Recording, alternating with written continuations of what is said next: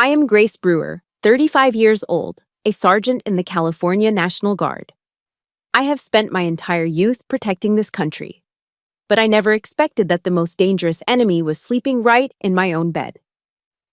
That night, while my mother was burning with a fever of 104 degrees, groaning in pain in our living room, I received an emergency deployment order. I begged Mark, my husband, to just help Mom take her medicine and heat up some soup. But he didn't even bother to take off his gaming headset. His eyes were glued to the TV screen as he coldly said, "That old woman smells like garbage. You deal with her. I am not her nurse." That sentence cut deeper than any bayonet I have ever seen on the battlefield. He kicked my mother and me out onto the street in the middle of a rainstorm, believing we were destitute and homeless. But Mark made the biggest mistake of his life. He didn't know who the frail old woman he just humiliated actually was. Let me know where you are listening from in the comments, and hit that subscribe button right now if you believe the filthiest betrayal always comes from the people we call family. The bedroom smelled like sickly sweet cotton candy vape smoke, a scent that made my stomach turn. The digital clock on the nightstand read 2 in the morning. My hands were shaking, not from fear of the mission, but from the sound drifting in from the living room. The low, ragged moans of my mother, Violetta. She was spiraling. Her fever had spiked after a week of complications, and her body was fighting a war it was losing. I was frantically shoving my camouflage uniform into my field rucksack. My phone wouldn't stop buzzing on the bed. It was the call every soldier expects but dreads at the worst possible time. My commanding officer's voice had been clipped and absolute. "Emergency recall, Sergeant Brewer. Boots on the ground at base in 4 hours. No exceptions." I looked over at Mark. He was sitting in his gaming chair, bathed in the eerie blue glow of the 60-inch television. He was wearing his noise-canceling headphones, blasting away at virtual enemies in Call of Duty. The irony made me want to scream. I was being called to real duty, to pay the bills that kept the power on for his console, and he was playing soldier. I swallowed the lump in my throat and walked over, tapping him on the shoulder. I kept my voice low, desperate. "Mark, listen to me. I have to go. It's an emergency deployment. Please. I just need you to handle Mom. Just give her the fever reducers every 4 hours and heat up the canned soup. That is all." Mark didn't even pause the game. His fingers flew across the controller, the plastic clicking the only sound other than the gunfire from the TV. "No," he said, his voice flat. I froze. "What did you say?" "Mark, she has a fever of 104 degrees. She could seize." He finally pulled one earpiece back, looking at me with an expression of pure annoyance, like I was the inconvenience. I said, "No, Grace, that is your mother, not mine. I didn't marry you to become a live-in nurse for a geriatric patient. She's been coughing her lungs out all night. It's disgusting. I can't even focus on my game. My rank is dropping because of the noise." The blood rushed to my head. I tried to reason with him. I tried to remind him that my National Guard paycheck was the only reason we had a roof over our heads, the only reason he could sit there and pretend to be incompetent. This was weaponized incompetence at its finest, feigning inability just to force me to do the labor. "Mark, please," I begged, my pride shattering.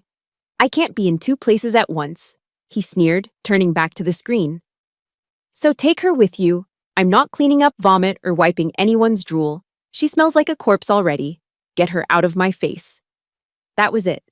The soldier in me, the daughter in me. It all snapped. "Shut your mouth," I screamed. The volume of my voice made my mother give a startled, wet cough from the other room. Mark stood up fast, looming over me.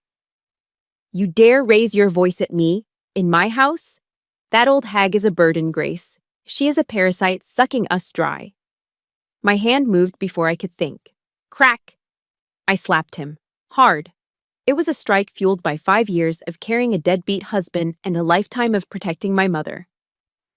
Mark touched his cheek, his eyes widening, then narrowing into slits. He didn't hit back. He did something worse. He smiled a cruel, victorious smile. "You hit me? Perfect. Get out." Take that parasite and get the hell out of my house right now before I call the cops and report you for domestic abuse.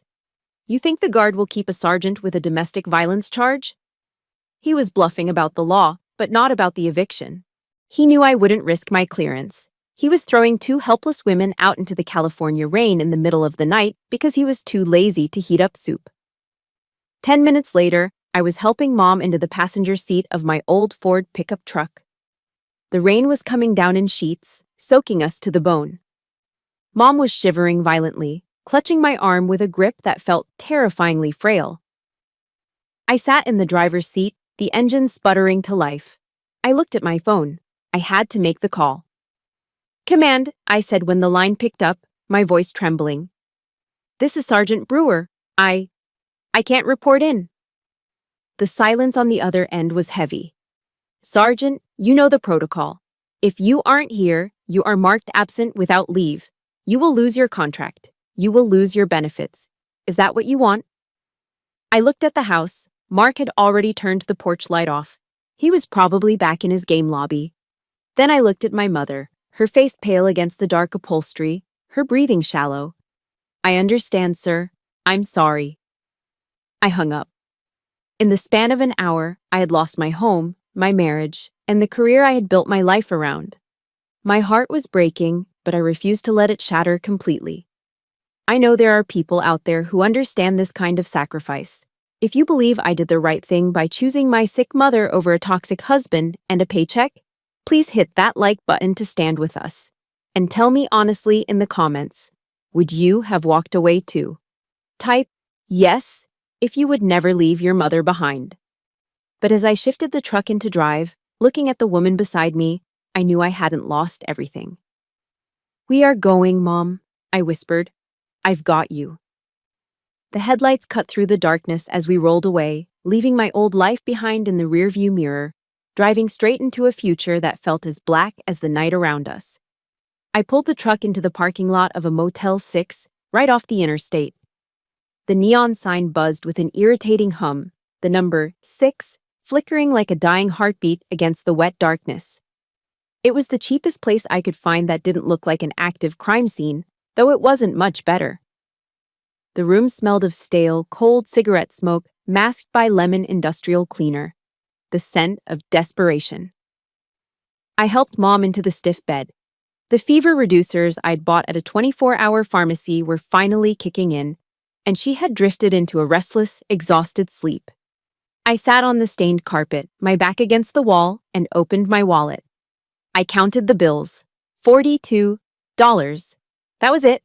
That was all the liquidity I had access to until my next pay cycle, which might not even come now that I was technically AWOL.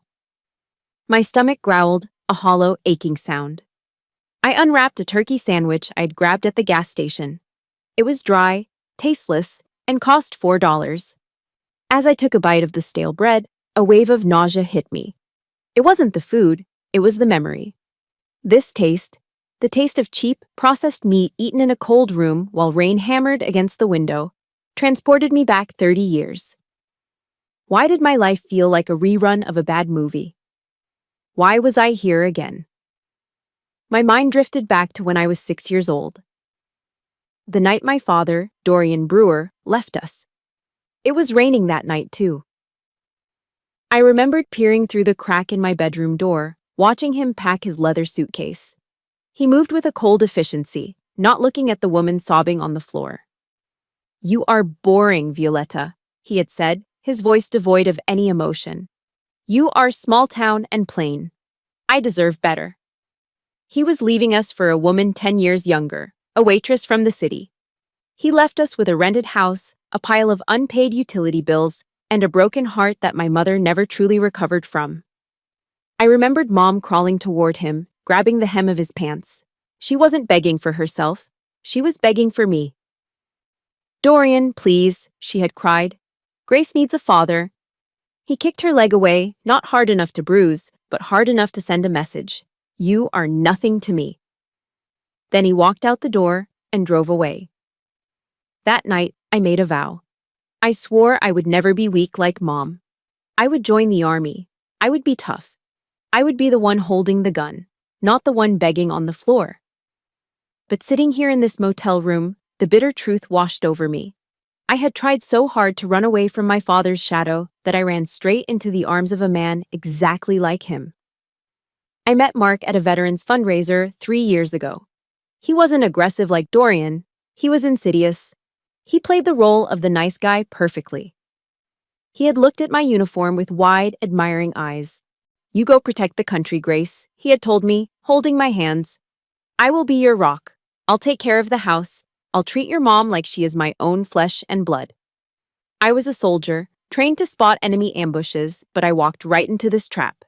I was so desperate for the safety and male protection I never got from my father that I ignored every red flag.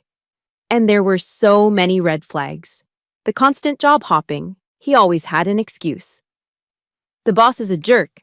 The work is beneath me. They don't respect my creativity. Then came the borrowing. First it was $20 for gas, then $200 for a new controller, then thousands to pay off his credit cards. I looked at my phone. It had been 24 hours since I drove away. No missed calls, no texts, not even an angry message demanding I bring the truck back. Just silence. Mark didn't love me. He loved the financial security I provided. He loved having a surrogate mother who cooked and cleaned while he played games. He was a leech, and I had been the willing host, draining myself dry to keep him fat and happy. A sound from the bed pulled me out of my spiraling thoughts. Mom was stirring. "Grace," she whispered, her voice raspy. I scrambled over to the bed, taking her thin, bony hand in mine. "I'm here, Mom. I'm right here." She opened her eyes, looking around the dingy room with confusion before reality settled in. Tears pooled in her eyes. "I am so sorry, baby. This is my fault. You lost your job because of me. You should have left me there. I am just a useless old woman." "Don't you ever say that," I said, my voice shaking. "You are not a burden. You are my mother." I reached into the breast pocket of my shirt and pulled out the small worn Bible I carried on every deployment. I didn't need to open it. I knew the verse by heart. It was the only thing that kept me sane when the world felt like it was ending. I leaned close to her ear and whispered Psalm 27, verse 10. "When my father and my mother forsake me, then the Lord will take me up." "Mark has forsaken us," I told her, my voice hardening. "And my father forsook us years ago. But we are not alone, Mom. We have each other, and we have the Lord. I will scrub toilets if I have to. I will shovel dirt. But I will never let anyone treat you like garbage again." Outside, an 18-wheeler roared past on the highway, shaking the thin walls of the room. The sound was loud and abrasive, but to me, it sounded like a battle cry. The tears on my face dried up.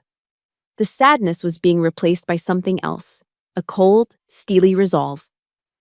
Mark thought he had won. He thought he had discarded us. He had no idea that by cutting me loose, he had just freed me to become the warrior I was meant to be. I did not have time to cry. Tears do not pay for antibiotics, and they certainly do not put food on the table. I found work as a general laborer at a commercial construction site on the outskirts of Sacramento.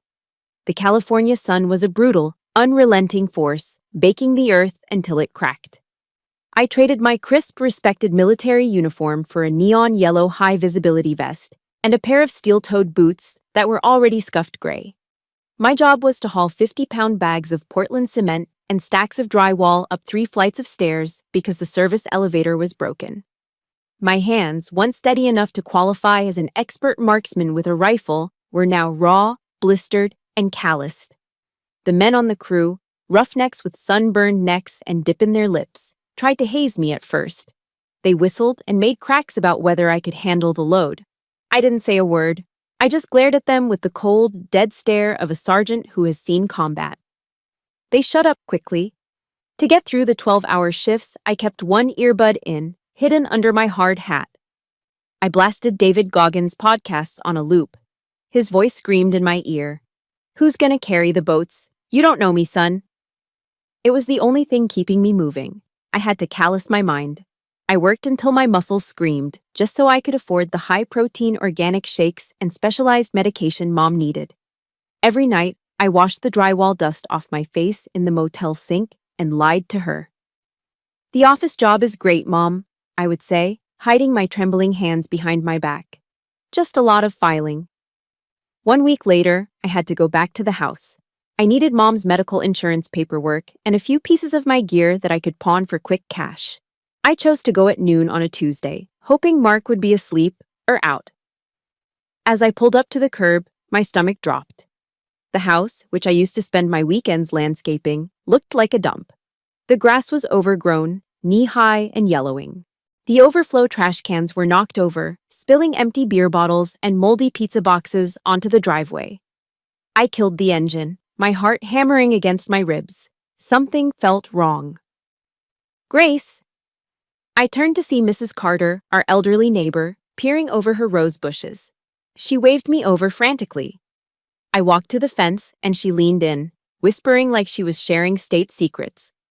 "Honey, you came at the right time. He isn't alone in there. There is a car that has been parking overnight for 3 days, a redhead. She struts around like she owns the place." A cold chill went down my spine, instantly vaporizing the heat of the afternoon. I thanked her and walked to the front door. I put my key in the lock, half expecting him to have changed it, but Mark was too lazy for that. The smell hit me the moment I stepped into the entryway. It was a suffocating mix of stale air, pepperoni grease, and cheap, cloying drugstore perfume. Something vanilla and desperate. I walked into the living room and froze. On the floral armchair, my mother's favorite chair, where she used to sit and knit blankets for charity, lay a pair of bright red lace panties. They were tossed there carelessly, a flag of conquest on my mother's territory. I felt bile rise in my throat. Then I heard it. A giggle. It was a high-pitched, girlish sound coming from the master bedroom, followed by Mark's voice, not the depressed, "I can't work" voice he used with me, but a confident, arrogant laugh. I walked down the hallway, my boots heavy on the hardwood. The bedroom door was slightly ajar. Through the crack, I saw the flicker of the TV screen. They were watching a movie on the 60-inch screen I had bought with my re-enlistment bonus. I didn't knock. I shoved the door open so hard the handle punched a hole in the drywall. Mark scrambled, pulling the sheet up, but not before I saw them. He was in bed with a woman who looked no older than 22. She had dyed cherry red hair and was wearing enough makeup to perform in a circus. Mark blinked, his eyes adjusting to the light. He didn't look scared. He looked annoyed. "What are you doing here?" he snapped, as if I were the intruder. "Finished begging on the streets?" The redhead sat up, not even bothering to cover herself properly. She looked me up and down, my dusty work boots, my stained jeans, my messy bun, and curled her lip in disgust. "This is your wife?" she laughed, popping her gum. "Wow, Mark, you weren't kidding. She looks like a man. Are you sure she isn't a dude?" The insult hung in the air. A week ago, I might have cried. Today, after hauling cement for 7 days straight, I felt nothing but icy rage. I stood tall, filling the doorway with my presence. "I am here for my paperwork," I said, my voice deadly calm. "And to give you a courtesy notice. I am filing for divorce. You have 24 hours to clean up this filth and get out of my mother's house." Mark laughed, a loud barking sound. He wrapped his arm around the girl, pulling her close. "Your mother's house?" he smirked. "You didn't check the laws, did you, genius? I have established residency. This is my home, and honestly, that old hag is going to kick the bucket any day now. Once she dies, I am claiming squatters' rights on everything. I am the victim here, Grace. You abandoned me." He looked me dead in the eye, his face twisted with malice. "I hope she dies tonight so I can finally sell this place and get a real house." He thought he had won. He thought he was untouchable. He didn't notice that my hand was in my pocket. He didn't know that the moment I saw the red panties, I had opened the voice recorder app on my phone. I had every word. "Enjoy the movie, Mark," I said, backing out of the room. "It will be the last thing you ever enjoy." The following morning, the parking lot of the Motel 6 felt less like a place of rest and more like a concrete oven baking under the California sun. I was outside, gently holding my mother by the arm. helping her take small, shuffling steps with her aluminum walker. The fresh air was good for her damaged lungs, even if the view was nothing but cracked asphalt and overflowing dumpsters. Suddenly, the peace was shattered by the aggressive, ear-splitting roar of a modified engine. A brand new, lifted black Ford pickup truck, shiny, massive, and screaming midlife crisis, swerved into the lot, tires screeching as it halted just inches from where we stood. My stomach turned. I knew that truck. Or rather, I knew the man who would rent a truck like that just to look important while his life was falling apart. Mark hopped out of the driver's side, wearing designer sunglasses he definitely couldn't afford. From the passenger side emerged the redhead, Rachel. She was wearing a denim miniskirt so short it was practically a belt, and she was popping pink bubblegum with an obnoxious, wet smack, smack, smack sound. They hadn't come to apologize. They had come to pick the bones of the carcass. "Well, look who it is," Rachel sneered, looking my mother up and down with exaggerated disgust. "Oh my God, is she still alive? Mark told me she was practically in the grave already." Mark laughed, a loud barking sound that made my skin crawl. He walked over and slapped Rachel on her backside. "Any day now, babe. Just waiting for nature to take out the trash so Grace here is left with nothing but debt." He turned his gaze to me, and his smile vanished, replaced by a look of greedy entitlement. "I am here for my stuff, Grace. Since we are getting divorced, we need to split assets immediately. I want the 60-inch Samsung TV and the Bose surround sound system. You bought them, but I used them the most, so they are legally mine." I stepped in front of my mother, my hands balling into fists. "Get out," I warned, my voice low. "This is not your property. You have no right to be here." Mark stepped closer, invading my personal space. He jabbed a finger into my forehead. "Who do you think you are? You are just an unemployed grunt now. I am the man of the house. I watched that TV every single day while you were playing soldier. It belongs to me." Rachel chimed in, leaning against the truck and blowing a bubble. "Look at you two," she laughed. "You look homeless. Did you have to dig through the trash for breakfast? Mark, hurry up and get the TV so we can leave. They smell like poverty." People were starting to stare. Doors to other motel rooms opened. A truck driver paused while cleaning his windshield. I felt the heat rising in my cheeks. Not from shame, but from a rage so pure it threatened to blind me. I was about to tackle Mark into the asphalt, consequences be damned. But then I felt a hand on my arm. It was my mother. She wasn't trembling anymore. Before I could move, Mrs. Carter, the kind neighbor who had followed us to the motel to bring us some homemade stew, stepped out from behind her car. She couldn't take it anymore. "You idiots!" Mrs. Carter screamed, her voice booming across the parking lot with a ferocity that silenced the traffic on the highway. "Do you have any idea who you are talking to?" Mark blinked, confused. "Shut up, old lady. Go back to your knitting." "Violetta isn't a beggar," Mrs. Carter yelled, pointing a shaking finger at my mother. "She owns the entire block you were renting on. She owns 10 rental properties across the county and 2 commercial zones downtown. She is worth millions." The silence that followed was deafening. Even the truck driver dropped his squeegee. Mark froze. His mouth hung open, looking like a fish gasping for air. Rachel stopped chewing her gum, her eyes darting between Mark and my mother. Mrs. Carter wasn't finished. She lived simply because she wanted to raise her daughter to value hard work, not handouts. She has more money in her checking account right now than you will make in 10 lifetimes. I turned to look at my mother, stunned. I knew she was frugal, but millions? Mom stood up straighter than I'd seen her in years. She pushed her walker aside slightly and looked Mark dead in the eye. The frail, sick woman was gone. In her place was a matriarch. "That is correct," Mom said, her voice clear and authoritative. "I intended to gift a significant portion of my estate to you and Grace, Mark. I wanted to see if you were a man of character who would care for me in my sickness." Mark's face went from red to a ghostly white.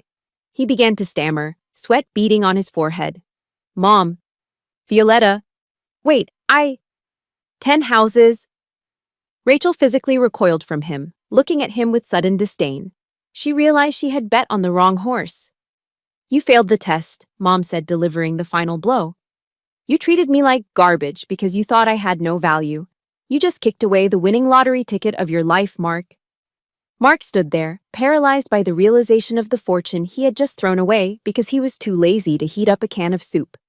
Around us, the onlookers began to chuckle, and then laugh out loud at the fool standing by his rented truck. He had lost everything, and he had no one to blame but himself. It took exactly 48 hours for the scent of money to drift across town and reach Mark. News in a small town travels faster than a wildfire in dry season, especially when it involves a homeless old woman turning out to be a secret millionaire. 2 days after the incident in the parking lot, Mark returned to the Motel 6.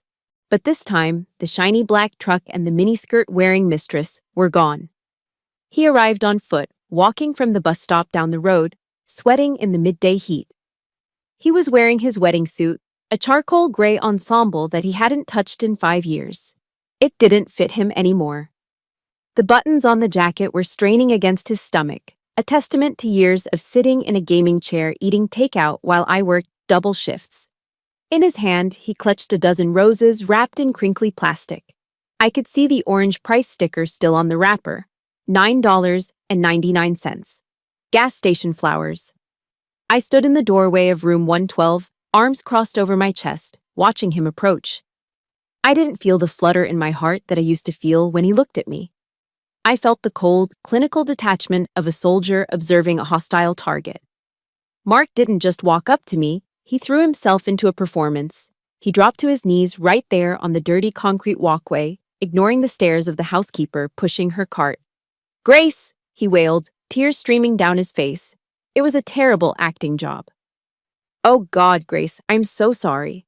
I don't know what happened to me. I was lost. I was confused." He held the wilting roses up to me like an offering to a deity. "It was Rachel. She manipulated me, Grace. She got into my head. I think she drugged me or put some kind of spell on me. I never stopped loving you, baby. You know that, right? We are soulmates." He looked past me, trying to peer into the room. "Mom? Violetta? Is Mom in there? Please let me speak to her. I need to apologize to my favorite mother-in-law. I was just stressed that night, Mom. You know I didn't mean those things." The sound of his whining voice, dripping with fake sincerity, made bile rise in the back of my throat. He wasn't here because he missed me. He wasn't here because he regretted throwing his sick mother-in-law out into the rain. He was here because he had done the math. He was here because he realized the parasite he kicked out was actually a golden goose. I stepped out onto the walkway, closing the door behind me to shield my mother from his toxicity. I looked down at him, my expression unmoving. "Mark," I said. My voice was terrifyingly calm.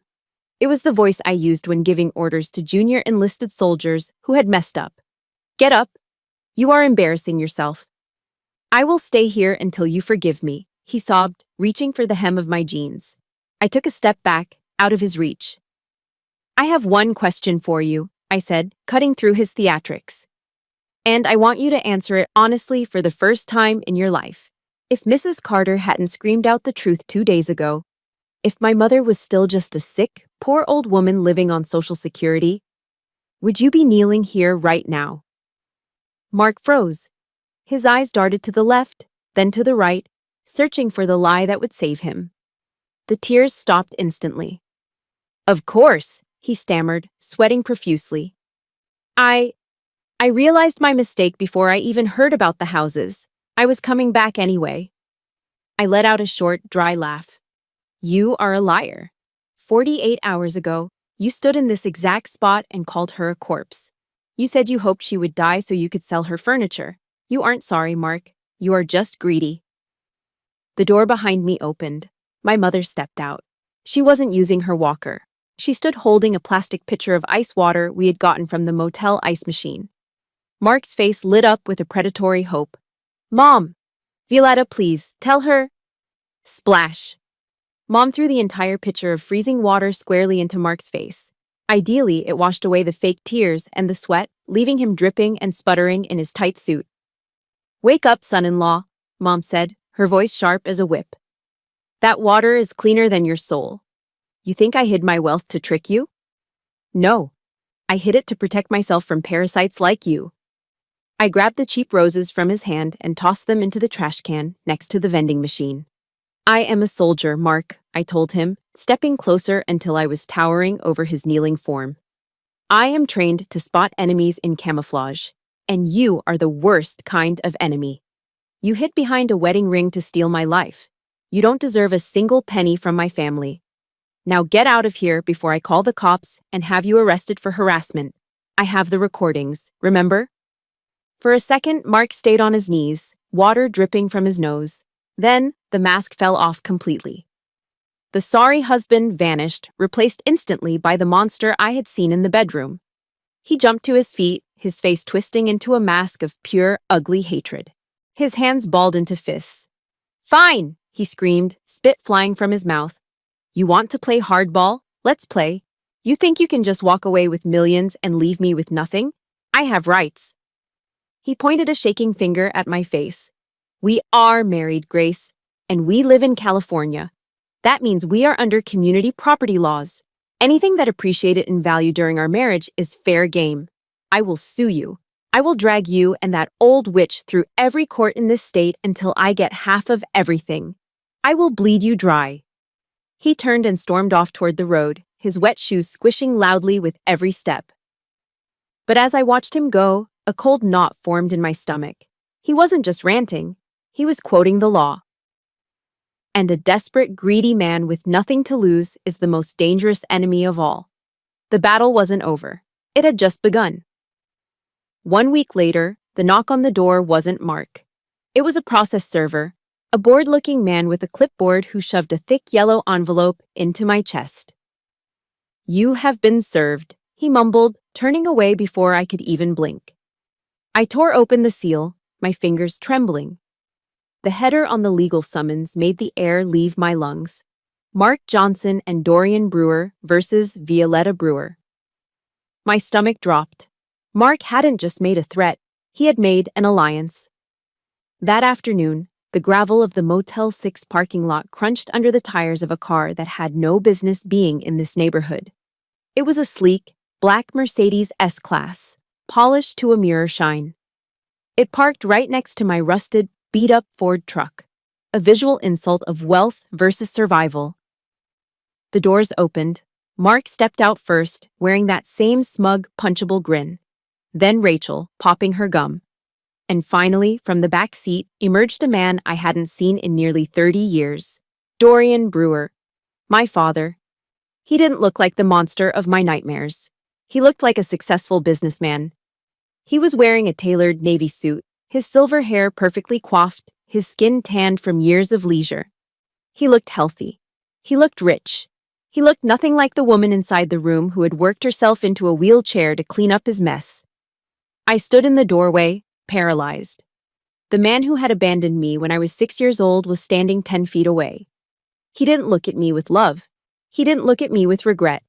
He barely looked at me at all. His eyes slid past me, predatory and cold, locking onto my mother, who had stepped out behind me. Hello, Violetta, Dorian said, his voice smooth like oil. It has been a long time. You look wealthy. He didn't ask about her health. He didn't ask how I was. He talked about money. Dorian walked over to Rachel, who was leaning against the Mercedes checking her nails. Then he did something that made the world stop spinning. He wrapped his arm around Rachel's waist, not in a romantic way, but in a possessive, familial way. Grace, Dorian said, gesturing to the redhead mistress. I don't believe you have been properly introduced. This is Rachel, my daughter from my second marriage. She is very smart, just like her father. The silence that followed was heavy enough to crush bones.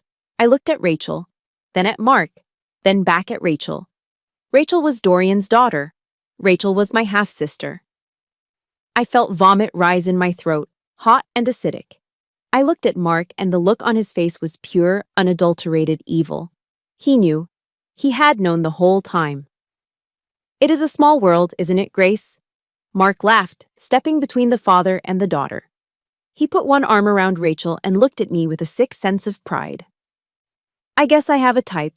keeping it in the family. Now we really are all one big, happy family. Father-in-law and son-in-law, united for justice. My knees almost buckled. My husband had been sleeping with my sister. My father was conspiring with my ex-husband. It was an incestuous, moral cesspool that defied every law of human decency. "You are sick," I whispered, my voice shaking. "You are all sick." Dorian stepped forward, unbothered by the moral horror show he had created. He pulled a copy of the lawsuit from his jacket pocket. "Save the drama, Grace," Dorian said dismissively. "I am here for business. You see, when I left 30 years ago, Violetta and I never filed the final divorce decree. We just separated. Legally, in the state of California, we remain married. And since California is a community property state, any assets acquired during the marriage are subject to a 50-50 split." He smiled, a shark smelling blood. "Those 10 houses, those commercial lots, half of that portfolio belongs to me. I am here to collect my share of the marital assets." Mark chimed in, bouncing on the balls of his feet. "And I am suing for half of Grace's future inheritance plus alimony. We are going to strip you two down until you don't even have underwear left." The shock finally broke. The soldier in me took over. The disgust I felt for these people hardened into a cold, diamond-sharp rage. I stepped off the curb, getting right in Dorian's face. I smelled his expensive cologne, covering the stench of his rotten soul. "You walked out on a 6-year-old girl in the rain," I hissed, my voice low and dangerous. "You never sent a birthday card. You never sent a dime of child support. You let my mother scrub floors to feed me. And now you come back because you smell cash? You aren't a father. You aren't a husband. You aren't even a man." I turned to Mark and Rachel. "And you two. You are a biological anomaly.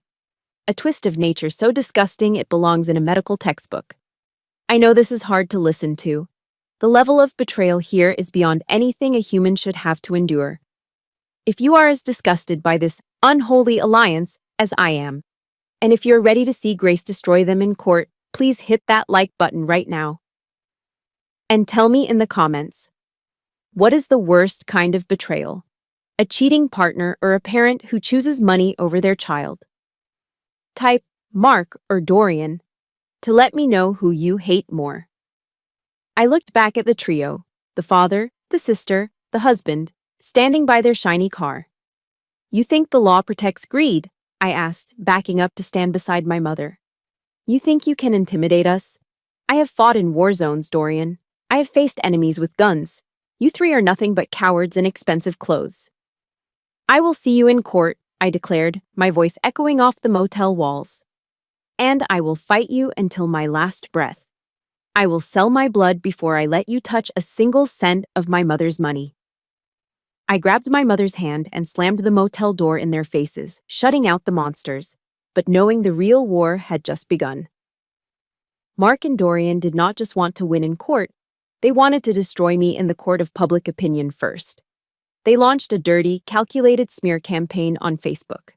Mark posted long, tearful statuses, casting himself as the devoted husband who had been emotionally abused by a cold, unfeeling soldier. He fabricated stories about me having affairs during my deployments. He claimed my mother had swindled Dorian out of his life savings 30 years ago and was now hoarding wealth while he, her lawful husband, suffered. The lies spread through our small town like a virus. When I walked into the local grocery store to buy bread and peanut butter, the atmosphere shifted. Conversations stopped. Heads turned. I saw a woman I'd known since high school whisper to her husband, pointing at me near the produce section. "That's her," I heard a man mutter in the checkout line. "That's the greedy one who kicked her husband out." The shame burned hotter than any sunburn. I wanted to scream. I wanted to shake them and tell them the truth. But I knew that a lie can travel halfway around the world while the truth is still putting on its shoes. I kept my head down, clutching my mother's medication, and repeated Romans 12, verse 19 in my head. "Vengeance is mine, I will repay, saith the Lord." I had to believe that, because the legal system certainly wasn't helping. For 2 days, I went door to door to every law firm in the county. I held my file folder like a shield, begging for someone to represent us. But Dorian had done his homework. He had retained the most expensive shark firm in the city, creating a conflict of interest for half the lawyers in town. The other half took one look at my bank account and shook their heads. "It is a losing battle, Ms. Brewer," one old attorney told me, not even inviting me to sit down. "California community property laws are complex. If your father can prove he never legally divorced your mother, and if he can argue that he contributed even $1 to the household initially, he has a case. Fighting him will cost $50,000 just to start." Do you have $50,000? I didn't have $50. I sat on a peeling wooden bench in the park, staring up at the gray, overcast sky. I felt a crushing weight on my chest. Was this how it ended? With the villains drinking champagne in my mother's house while we slept in a truck? When I got back to the Motel 6, defeated and broken, Mom was waiting for me. She wasn't lying in bed. She was sitting on the floor, struggling to pull something out from under the bed frame. "Grace," she said, her voice unusually strong. "Help me with this." I pulled out a heavy, rusted metal lockbox. It looked like it hadn't seen the light of day since the Reagan administration. "I have kept this for 30 years, Mom said, blowing the dust off the lid. I knew Dorian. I knew a man like that never truly leaves until he has taken everything. I knew this day might come. She fished a small key out of her bra and unlocked it. Inside, the smell of old paper wafted out. There were stacks of yellowed documents, carefully preserved in plastic bags. "What is this?" I asked. "These," she said, handing me a stack of papers, "are the bank statements from 1985.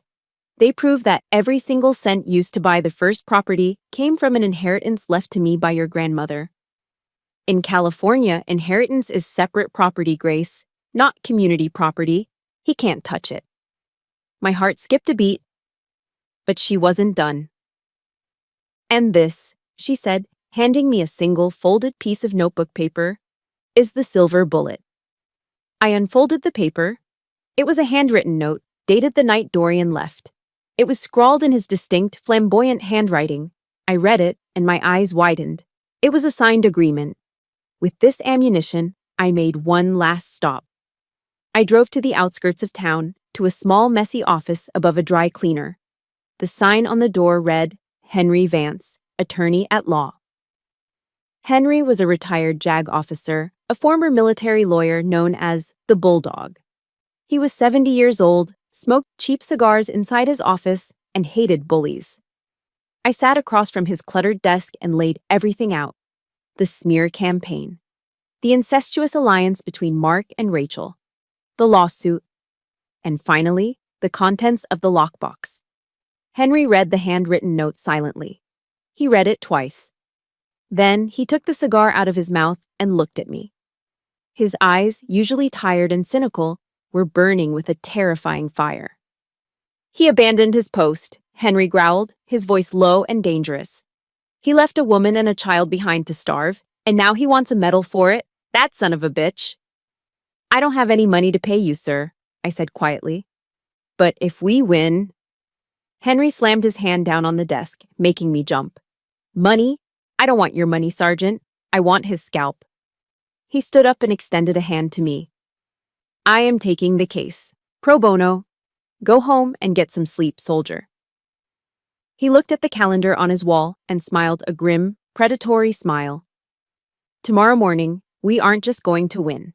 We are going to bury them." The Superior Court of California was packed to capacity. The air inside the oak-paneled room was stifling, smelling of floor wax and nervous sweat. I sat at the defendant's table next to Henry. My hands were clenched so tightly in my lap that my knuckles had turned white. Across the aisle, at the plaintiff's table, sat the unholy alliance. Dorian and Mark were whispering and chuckling, looking like two men who had already spent the money they were about to steal. Dorian's high-priced lawyer, a man in a $3,000 suit, opened with a speech that painted a fantasy world.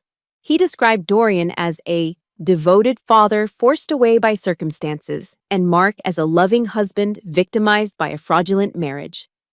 When Dorian took the stand, he adjusted his silk tie and looked the jury dead in the eye. "I never abandoned my family," Dorian lied, his voice smooth as glass. I went to the city to find work to support them. Violetta was the one who cut me off. She hid assets from me. She bought those properties with money that should have been ours. I am simply here to claim what is rightfully mine under the law. Then it was Mark's turn. He sat there, playing the victim card with nauseating skill. Grace was cold, he sniffled. She cared more about her career than our marriage, and she was violent. She threw me out without a penny. I felt a vein throb in my temple. The judge, a stern woman with reading glasses perched on her nose, was taking furious notes. My heart hammered against my ribs. What if she believed them? Then Henry Vance stood up. He didn't walk to the podium. He limped slightly, moving like the old bulldog he was. He didn't use fancy words. He went straight for the jugular. Mr. Brewer, Henry said, his voice gravelly, you claim you never voluntarily abandoned your rights to the marital assets, correct? That is correct, Dorian smiled smugly. Then please explain this. Henry pulled a plastic evidence bag from his briefcase. Inside was the yellowed, fragile piece of notebook paper my mother had kept in the rusted lockbox for 30 years.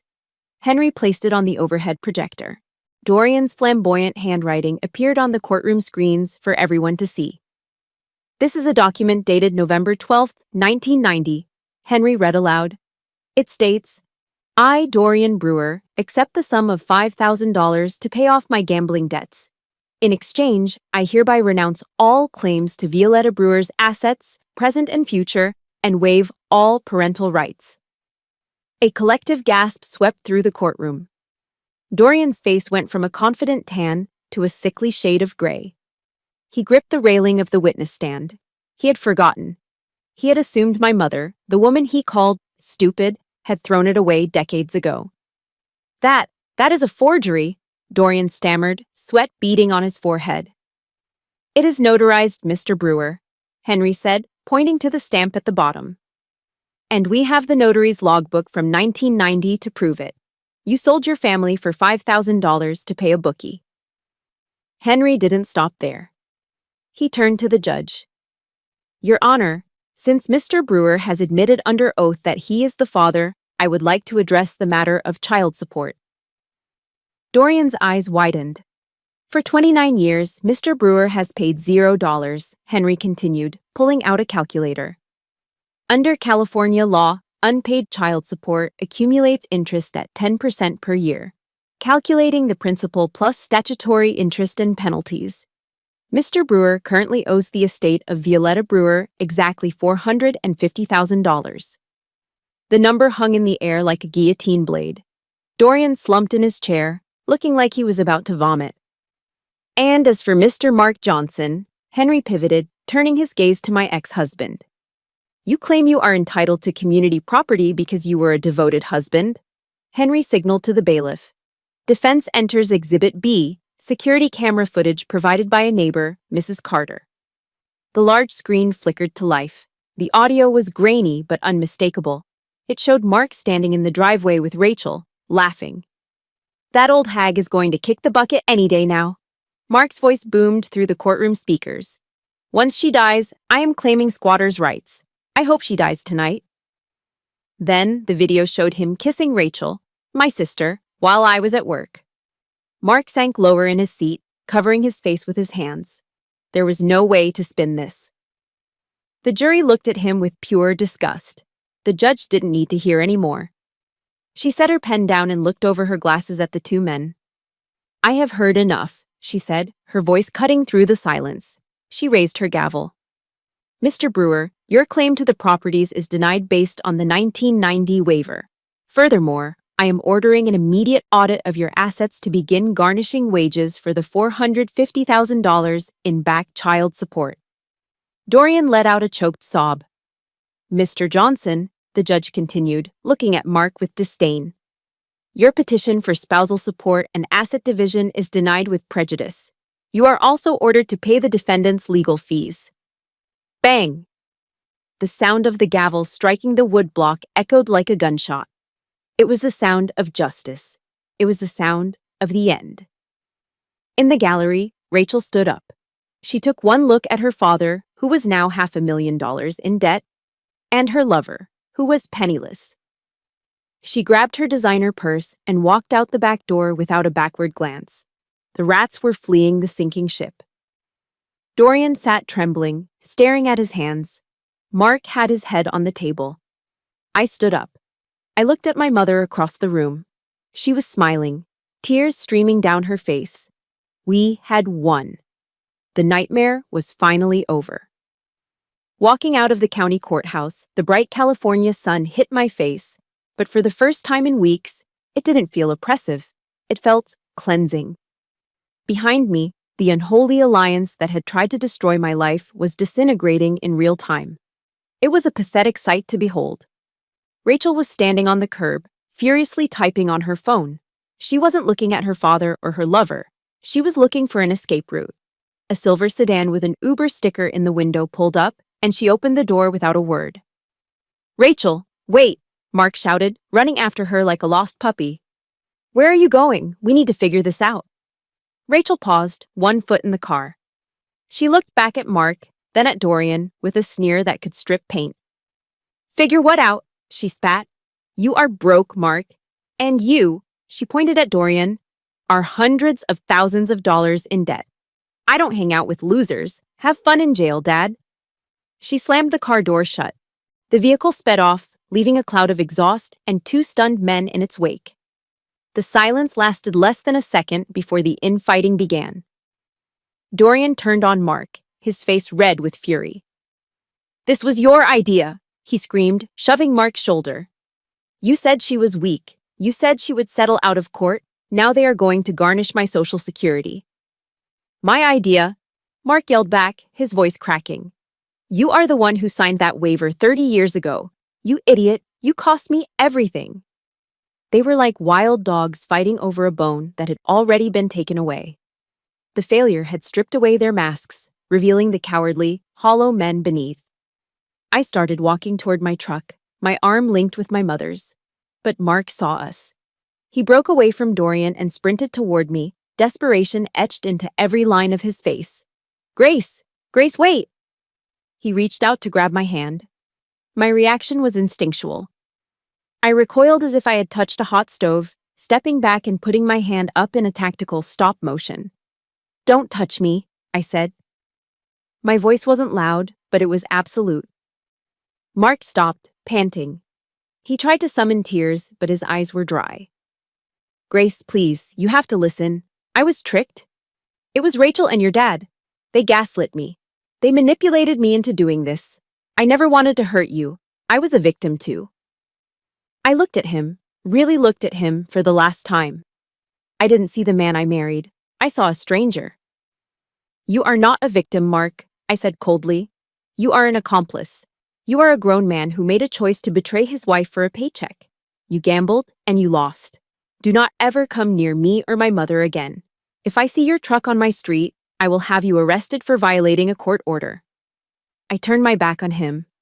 That was the hardest part, ignoring the urge to scream, to explain, to justify. But I knew that with a narcissist, any attention is good attention. Silence is the only weapon that truly hurts them. "Grace." The second voice was older, wearier.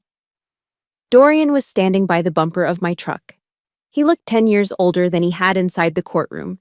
His expensive suit suddenly looked too big for him. "Grace," he said, his voice trembling. I can't pay that money. $450,000. I will be destitute. I am an old man. You can't let your own father face this. Please, talk to Violetta. Ask her to drop the debt." I looked at the man who had given me half my DNA and none of his time. I searched my heart for anger, for hate, for the burning rage that had fueled me all week. But it was gone. All that was left was pity. "You made a choice, Dorian," I said softly. 30 years ago, you chose to walk out on a 6-year-old girl because she was inconvenient. You chose to sign that paper for $5,000 because you valued gambling more than your family. And today, you chose to sue us because you valued greed over dignity. He opened his mouth to argue, but I cut him off. "Every choice has a price tag," I told him. "You have been running up a tab for 3 decades. Today, the bill finally came due." "I don't hate you, Dorian. I don't have enough energy to hate you. But I certainly don't owe you salvation. Be a man for the first time in your life and pay your debts. I opened the passenger door for Mom. She didn't look at Dorian. To her, he was already a ghost. I got into the driver's seat and started the engine. The old Ford rumbled to life, a sound that felt like a heartbeat returning to a chest that had stopped. As I pulled out of the parking lot, I looked in the rearview mirror one last time. Mark was sitting on the curb, head in his hands. Dorian was standing alone in the middle of the asphalt, watching us leave. They looked small. They looked insignificant. I am proud of you, Grace, Mom said, reaching over to squeeze my hand. Her grip was stronger today. You fought like a true warrior. I took a deep breath, filling my lungs with the air conditioning of the truck mixed with the scent of rain-washed pavement. I learned from the best, I smiled at her. I looked out the windshield. The storm clouds that had hovered over California for days were breaking apart. Shafts of golden afternoon sunlight were piercing through the gray, illuminating the highway ahead. I realized then that forgiveness wasn't something I had to give to Mark or Dorian. Forgiveness was a gift I was giving to myself. I was forgiving myself for loving the wrong man. I was forgiving myself for wanting a father who didn't exist. I hit the turn signal and merged onto the freeway, leaving the courthouse, the lawsuit, and the toxic men behind me. The road ahead was wide open, and for the first time in a long time, the view was beautiful. 12 months later, the view from my window was very different from the cracked asphalt of the Motel 6. I stood on the second floor of a commercial building in downtown Sacramento, looking out through the glass walls of my office. On the wall behind my mahogany desk, next to a framed photo of my mother and me, hung a large American flag and a certificate that read, Brewers Security and Logistics, Certified Veteran-Owned Small Business. I hadn't used my mother's newfound wealth to buy a yacht or a mansion. That isn't who we are. Instead, with Violetta's blessing, we sold one small commercial lot on the edge of town. I used the capital to build something that mattered. I founded a company that specialized in high-risk transport and private security. But my business plan had a specific mandate. When I looked out onto the dispatch floor, I didn't just see employees, I saw a squad. I saw Sarah, a former Marine and single mother who had been living in her car before I interviewed her. I saw Maria, a Navy vet who was fired from her last job because she needed time off for childcare. I hired the people society had thrown away. I gave them good wages, full benefits, and a sense of purpose. I wanted to build the second family I had desperately searched for my entire life. Boss, a voice called out. The quarterly reports are ready for review. I turned to see my mother walking in. She wasn't using a walker anymore. She had a cane, but it was mostly for style. She was wearing a sharp beige blazer and looked 10 years younger. Thank you, Madam CFO, I smiled. Violetta Brewer wasn't just a silent partner. Once her health stabilized, her sharp mind returned with a vengeance. She became my financial advisor, teaching me how to invest, how to manage overhead, and how to spot a bad deal from a mile away. You are underestimating the ROI on the new fleet, she chided gently, tapping the paper. We need to be aggressive, Grace, just like in the courtroom. We spent our weekends doing charity work, delivering meals to elderly shut-ins, people who were just like Mom had been, alone and vulnerable. We turned our past trauma into a fuel source to warm others. I realized then that the 10 houses weren't the real inheritance Mom had given me. The real inheritance was her grit. It was the lesson that you can be beaten down to the dirt and still rise up to build a castle. Of course, in a small town, echoes of the past still drifted our way. Mrs. Carter came by for tea on Sundays, and she always brought the neighborhood gossip. That was how I knew about Mark. Karma, as it turns out, has a very specific sense of humor. To pay his legal fees and the court-ordered judgments, Mark had to sell everything. The 60-inch TV, the surround sound system, and yes, even the ridiculous lifted truck. He was now living in a studio apartment above a noisy bar. Mrs. Carter saw him last week. He was riding a bicycle, wearing a neon backpack, delivering lukewarm burritos for a food delivery app. He looked older, heavier, and miserable. He was working harder for $5 a tip than he ever worked for our marriage. As for Dorian, the courts had frozen his assets to begin the garnishment process for the back child support. Rachel had vanished the moment the money dried up, leaving him in a large, empty house with no one to fetch him a glass of water when he fell ill. He was ending his life exactly as he had lived it, entirely alone. I didn't feel happy about their suffering. I didn't feel sad either. I just felt the cool, detached satisfaction of seeing the universe balance its books. That evening, I stood backstage at the Sacramento Convention Center. I checked my reflection in the mirror. I was wearing a tailored navy blue power suit. My hair was pulled back, my makeup was flawless, and my eyes were clear. Please welcome, the announcer's voice boomed, CEO and community leader, Grace Brewer. I walked out into the blinding spotlight. The applause washed over me, warm and inviting. In the audience, I saw hundreds of women. Some were young, some were old. Some had bruises they were trying to hide, others had scars they wore openly. I gripped the microphone, looking out at the sea of faces. I spotted my mother in the front row, beaming. A year ago, I began, my voice steady and strong. I was sleeping in a truck in the rain. I had lost my job, my husband, and my home. The people who were supposed to love me, my father and my husband, tried to destroy me. They looked at me and my mother, and they saw trash. They tried to bury us. I paused, letting the silence fill the room. But they made a critical mistake, I said, leaning in. They didn't know that we were seeds. A ripple of agreement went through the crowd. They thought that by taking away my safety, I would crumble. But they only forced me to find my own strength. I'm here to tell you that you do not need a prince to save you. You do not need a father to validate you. And you certainly do not need a husband who treats you like an option. I raised my head high, channeling every ounce of pain and victory into my final words. Do not ever let anyone tell you that you are not enough. Do not sacrifice your dignity for someone who does not respect your existence. Stand up. Fight for yourself. Fight for your loved ones.